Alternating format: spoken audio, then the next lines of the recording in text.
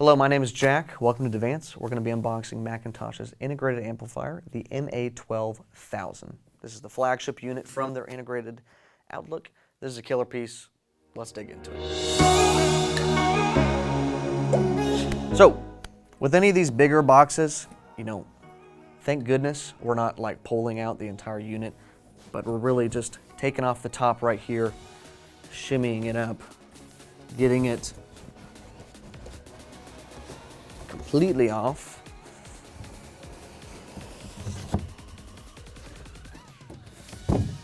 And then as we open this box, you can kind of see it open up like a little flower and expose all the innards. Obviously there's a lot of foam that we're looking at right here. I'm going to set that all to the side. And then the unit itself is sitting right here. So we're going to take this top piece off and expose the MA12000. All right, right off the bat, as always, included manual from McIntosh sitting right on top of the box, waiting for us. We have a little bit more padding because we don't want that manual to scratch the rest of the amplifier. That's a joke.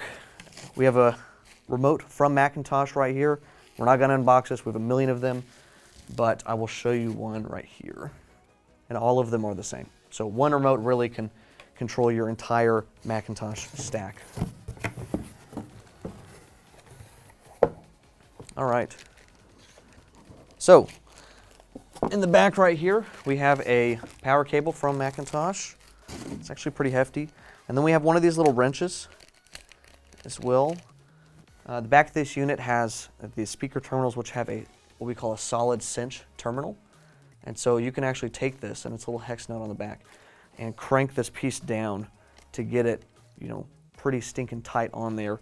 But it really tightens it up, but it still, kind of lets it rotate in its little seat without giving up any of that tightness. If you look closely, we have a wood board underneath here. This is, stuck to the MA12000. I mean, there's no really other way to put that. When you have a really heavy unit like this, they want to make sure that it does not move at all.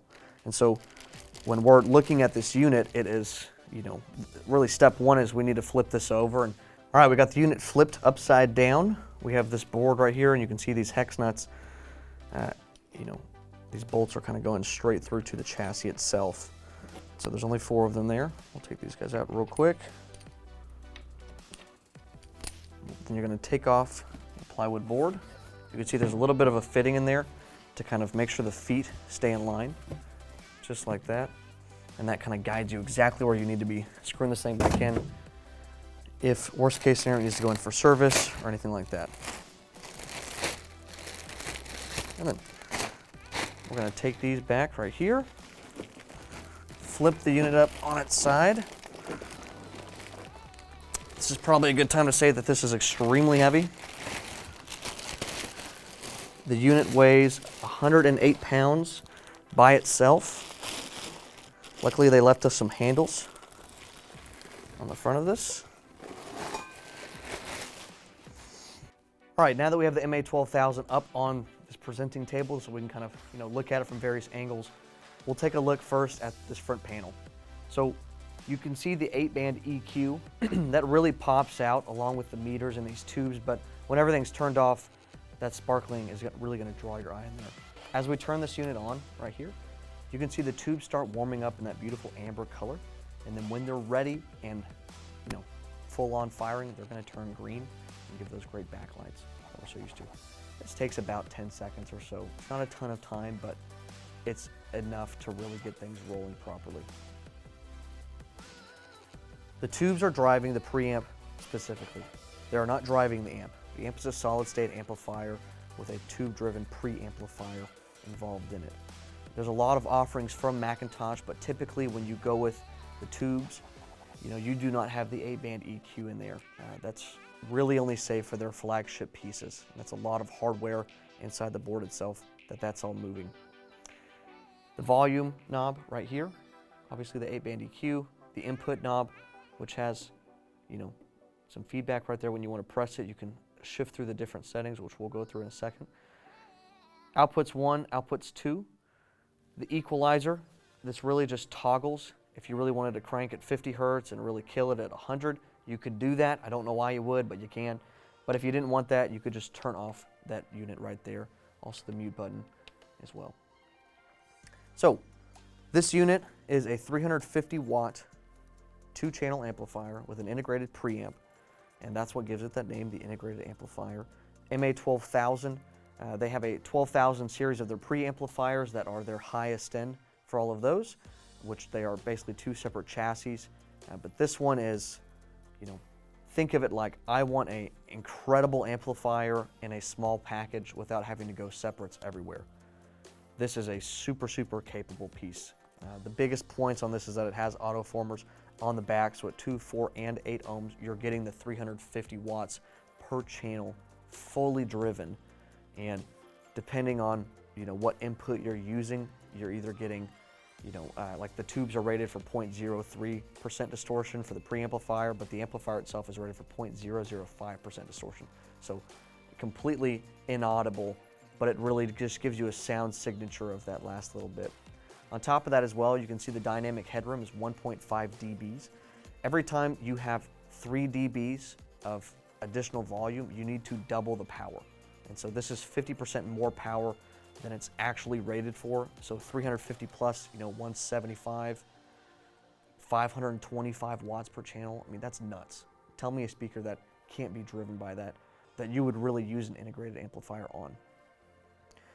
On top of here as well, you can see the different autoformers, how they're laid out, the transformers, how they're laid out, the different outputs, and just some of the various pieces on here as well. And you can see, the distortion rating 0.03% distortion right there.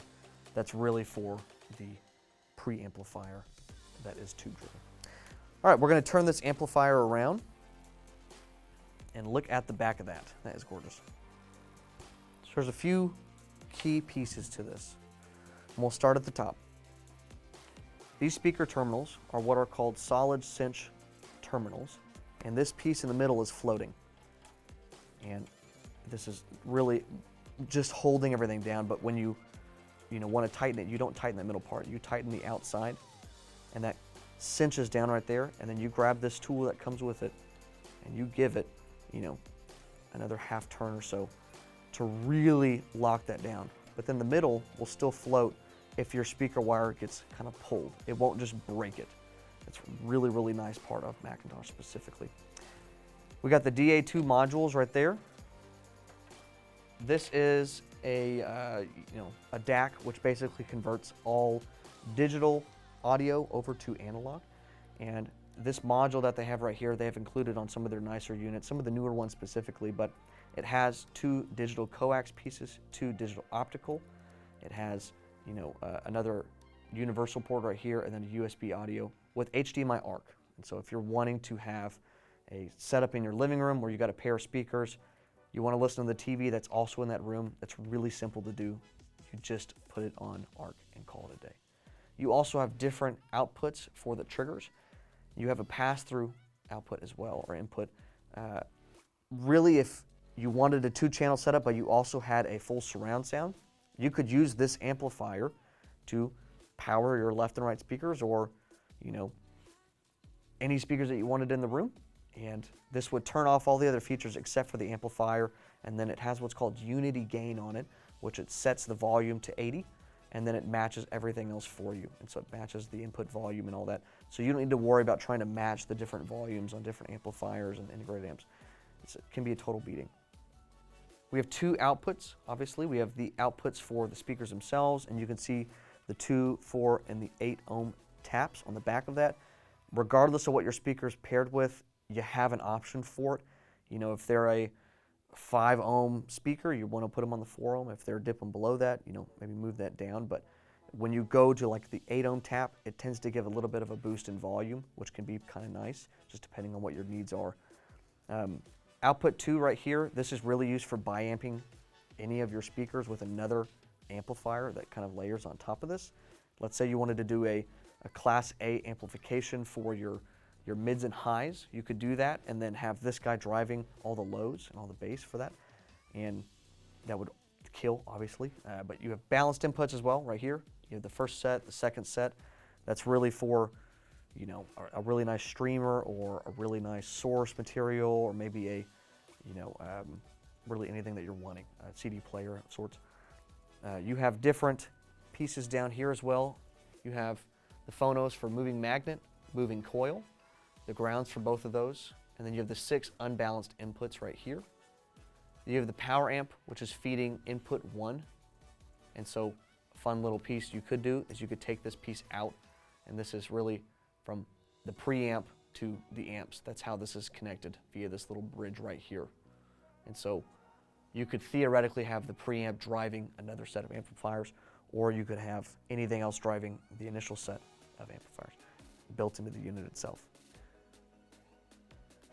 The side view of this unit right here shows us that there are 2 separate pieces to this chassis, and you know, really 3 in a sense. You have some of the boards for the inputs and outputs sitting up here. You have the boards for all the inputs sitting down here, that they're all kind of wired down here, and then the transformers for the power are sitting up here. And a fun note about McIntosh is that all of these, you know, power transformers are actually dipped in tar. A lot of this is to reduce vibrations, but really keep the unit super, super cool. And seeing them do this is just super wild. It's a giant vat of tar that they're pulling this little lever down. It fills up this little piece, and then, you know, you dip the transformer in, fill it up the rest of the way, and then you just got 2 wires sticking out of that, 2 leads essentially, to have that connected to everything else. Wrapping up the MA12000, we'll quickly go through some of the physical specs of this unit itself. We're looking at about 17.5 inches wide. We're looking at 9 7/16 inches tall, and then we're looking at about 19 3/4 inches deep. And obviously, if you're, you know, trying to put this in a unit, you also have to account for the wires coming out and all these pieces as well. There's some great companies out there that make, you know, entertainment stands that hold AV equipment specifically so that everything fits in, but obviously this unit is just ridiculously heavy, and so you don't want to put this on a regular shelf. It would probably break through that shelf itself. Last little bit right here is we can go through the different inputs on there, but if we click the input, we can adjust all these various things, the balance, the input trim, equalizer if we want to turn that on or off through this. Otherwise, you can just click it right there and it will trigger. Mono versus stereo, turning off and on the meter lights, turning the tube lights off, although nobody does that, let's be honest. And then changing the display brightness itself. So if you really wanted to get this unit as, you know, not loud as possible, essentially, you could have that. But like I said, nobody's doing that. So that concludes our unboxing and, you know, some helpful information about the MA12000. Again, this is a killer unit.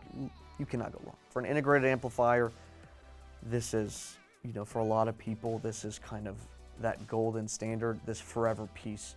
And for a lot of McIntosh's products, specifically their integrated amplifiers and their amplifiers, these are meant to just last forever. This is a piece that you hand down to your kids, and then they hand it down to their kids. So, you know, don't be afraid to really, you know, put some money into one of these units. You're going to get a great return on this. But we'd love to hear from you. Leave some comments for us. Like the video, subscribe, all that YouTube stuff. But really comment. I mean, we like interacting with you guys. I want to see what you guys think about all this stuff. If you feel like the MA12000 is a good buy, if you don't, sounds good. Let's talk it out.